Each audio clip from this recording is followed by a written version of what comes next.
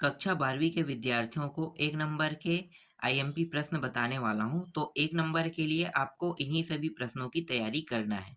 तो चलो शुरू करते हैं। तो आज के इस वीडियो में आज मैं आप लोगों को बताने वाला हूँ अध्याय 11 से। ठीक है, अध्याय 11 को देखो। तो अध्याय 11 में जैव प्रौद्योगिकी सिद्धांत व प्रक्रम दिया हुआ है। चलो देखते हैं इसके 1 नंबर के प्रश्न। तो 1 नंबर के प्रश्न में ये पहला प्रश्न है, लक्ष्य जीन को पृथक करने के लिए कौन से एंजाइम की आवश्यकता होती है? तो उत्तर लिखना है एंडोन्यूक्लिएज एंजाइम। एक शब्द में आप याद कर सकते हो, एंडोन्यूक्लिएज एंजाइम। दूसरा प्रश्न है, कौन सा डीएनए पॉलीमरेज उच्च ताप पर भी सक्रिय रहता है? तो उत्तर लेना है टेक लेना है। ठीक है, टेक। तीसरा प्रश्न, किन्हीं 3 प्रतिबंध एंडोन्यूक्लिएज एंजाइमों के नाम लिखिए। तो एक है इको R1, हिंद 2, हिंद 3। तीसरा प्रश्न, तीसरा के बाद चौथा ना, PCR का पूरा नाम लिखिए। इनमें कौन सा एंजाइम प्रयुक्त होता है? तो PCR का पूरा नाम है, P का मतलब होता है पॉलीमरेज, C का मतलब श्रृंखला और R का मतलब अभिक्रिया। तो पॉलीमरेज श्रृंखला अभिक्रिया इसका पूरा नाम है। और इसमें क्या पूछा है, इनमें कौन सा एंजाइम प्रयुक्त होता है? तो टेक एंजाइम प्रयुक्त होता है। पांचवा प्रश्न, जीवाणु भोजी किसे कहते हैं? उत्तर लिखोगे, जीवाणुओं को संक्रमित करने वाले विषाणु को जीवाणु भोजी कहते हैं। प्रथम पुनर्योगज डीएनए का निर्माण किसमें हुआ था? तो उत्तर आपको लिखना है जीवाणु साल्मोनेला टाइफिमुरियम। ठीक है, टाइफिमुरियम इसमें हुआ था। चलो आगे देखते हैं। इसके बाद देखो, आणविक कैंची किसे कहते हैं? तो उत्तर क्या लिखोगे, प्रतिबंधन एंजाइम को आणविक कैंची कहते हैं।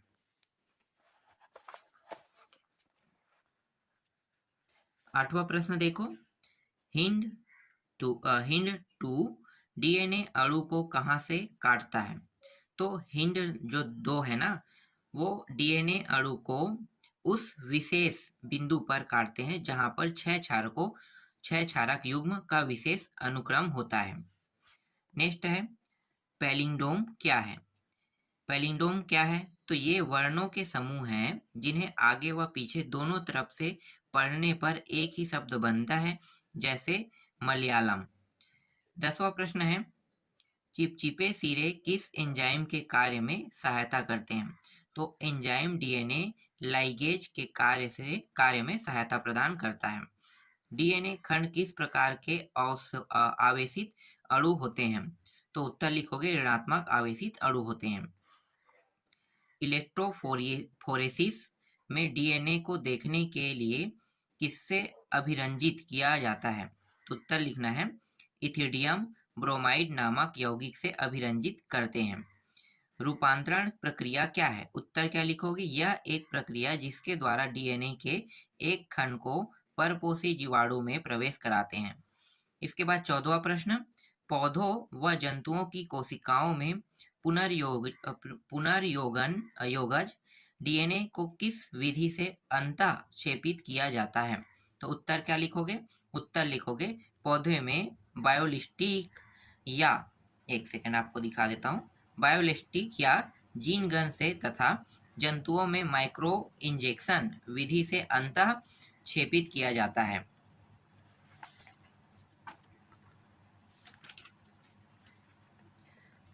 इसके बाद अगला प्रश्न देखो, बायोरिएक्टर कितने प्रकार के उपयोग में लिए जाते हैं?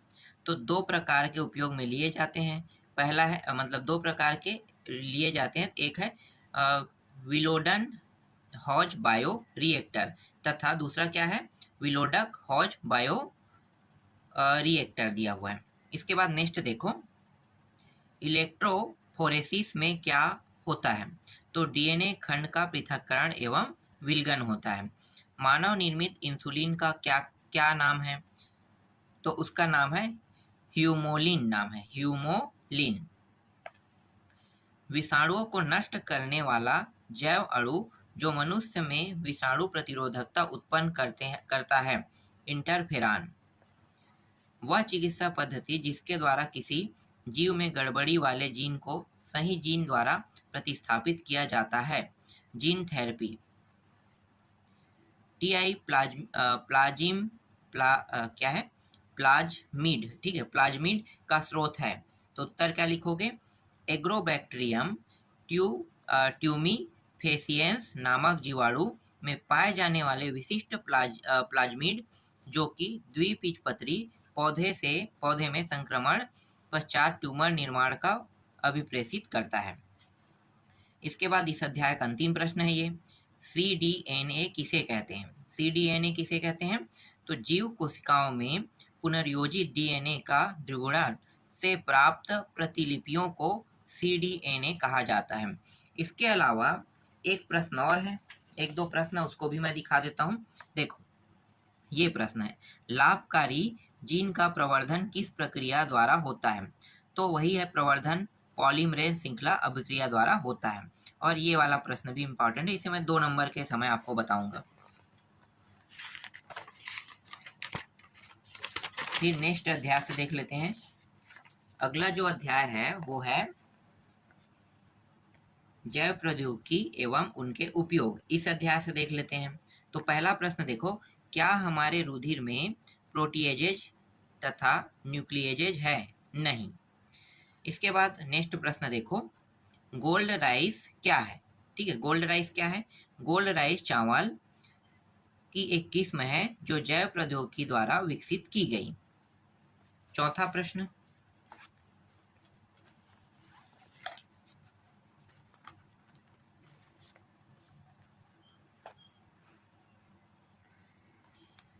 वे जीव जिनके जीन्स हस्त कौशल द्वारा परिवर्तित किए जा चुके हैं उन्हें क्या कहते हैं?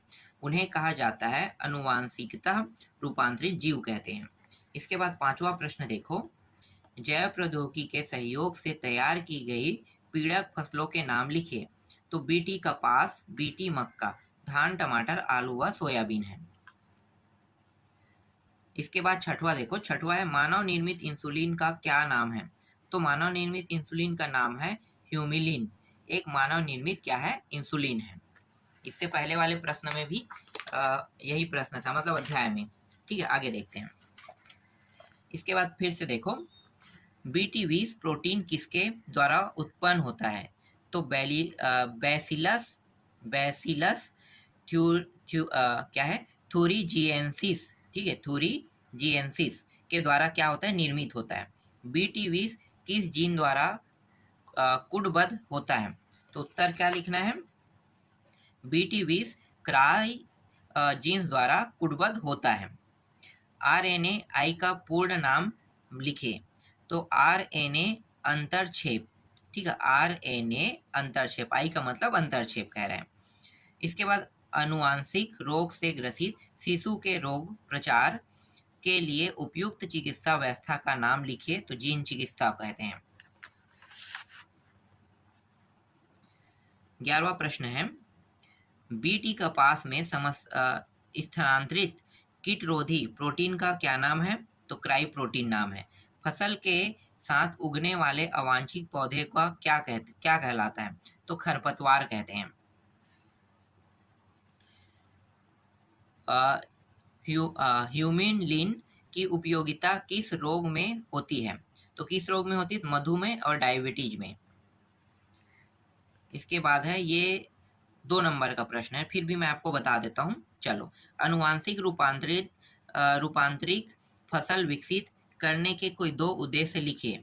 तो पहला है रोग तथा कीट प्रतिरोधक किस्म के पौधों को उत्पन्न करना, और दूसरा है पौधों में गुणात्मक रूप से अधिक अच्छे फल, बीज तथा पुष्प का उत्पादन करना। और एक और है फल तथा सब्जी प्रदान करने वाले पौधे जैसे टमाटर, आलू, केला आदि में वैक्सीन का उत्पादन।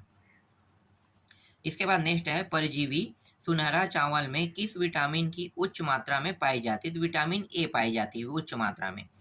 NIF जीन किस सूक्ष्म जीव में पाए जाते हैं? तो राइजोबियम में पाए जाते हैं। इसके बाद 17 है सोनेरा 64 और 64A लर्मा रोजा किस पादप की प्रजातियां हैं? प्रजाति है, तो गेहूं की।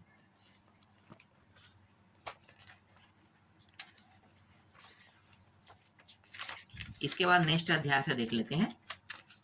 देखो आते हैं 13वां अध्याय में। 13वां अध्याय के 1 नंबर के प्रश्न देखने वाले हैं।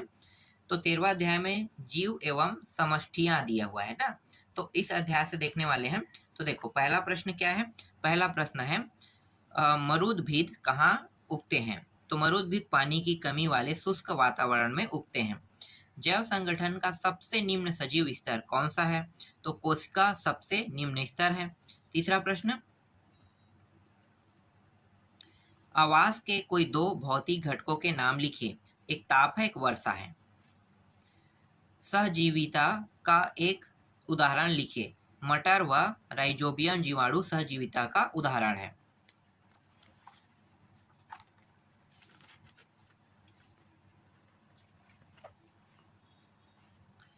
पांचवा प्रश्न देखो, बगुले और भैंस के किस प्रकार के पारस्परिक निर्भरता होती है। तो सहोपकारिता अथवा सहभागिता प्रकार की निर्भरता होती है। वायुमंडल में कौन सी गैस सबसे अधिक मात्रा में पाई जाती है। तो नाइट्रोजन लेना है। ठीक है, चलो आगे देखो। एक व्हेल और उसकी पीठ पर रहने वाले बार्नेकल के बीच होने वाली अन्योन क्रिया का नाम लिखिए। तो सहभोजिता। कीटभक्षी पौधे के नाम लिखिए। तो कीटभक्षी पौधे का नाम है यूट्रिकुलेरिया, कलशपादप, ड्रोसेरा। 9वां है प्रमुख अजैव कारक कौन से हैं। तापमान, जल, प्रकाश एवं मृदा है। जाति बहुरूपता का उदाहरण दीजिए। मधुमक्खी। किन्हीं 2 उभयचर पौधों के नाम लिखिए। रेनलकुलम और एक है सैजिटेरिया। निम्नलिखित कथनों में परजीविता को कौन सबसे अच्छी तरह से स्पष्ट करता है। तो यहाँ पे आपको उत्तर लेना है घ। एक जीव को लाभ होता है, दूसरा प्रभावित होता है। ठीक है, ये था 1 नंबर के प्रश्न में। इसके अलावा कुछ और प्रश्न है जो 1 नंबर के लायक हैं। जैसे कि यहाँ पे देखो ये है। ठीक है, समष्टि पर प्रभाव डालने वाले कारक के नाम लिखिए। तो जनसंख्या घनत्व, जन्म दर, मृत्यु दर, आयु वितरण। ठीक है, ये सभी है। दूसरा प्रश्न है, कुछ जीव अपने जीवन काल में केवल एक बार प्रजनन करते हैं। इसके 2 उदाहरण दीजिए। तो प्रशांत महासागरीय सैल्मन मछली जो है, और दूसरा है बांस है। ठंडे वातावरण में रहने वाले स्तनधारियों के कान व पैर छोटे होते हैं। यह किस नियम की पूर्ति करते हैं। तो एलेन के नियम की पूर्ति करते हैं।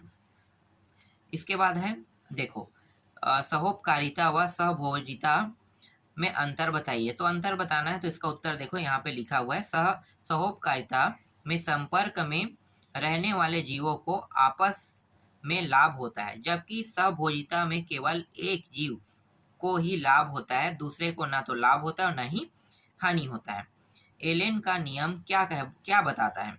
तो ठंडी जलवायु वाले स्तनधारियों के कान व पाद प्रायः छोटे होते हैं, ताकि ऊष्मा की हानि कम से कम होती है। ऐसे कोई 2 उदाहरण दीजिए जो कुछ रोटी साइज की संतति बहुत बड़ी संख्या में उत्पन्न करता है। तो आयस्टर और पैलेजिक मछली है इसके उदाहरण। फिर मैग्रोव वनस्पति क्या है। उष्ण व उपोष्ण कटिबंधी के समुद्र तटों पर मैग्रोव वन पाए जाते हैं। इनकी मूलों को न्यूमेटोफोर कहते हैं तथा इनमें सजीव प्रजक बीजांकुरण पाया जाता है, जैसे कि राइजोफोरा। ठीक है, इसके उत्तर हैं। तो इस तरह से मैंने अभी आपको 13 तक के दे दिया। नेक्स्ट वीडियो में मैं पूरा कंप्लीट कर दूंगा।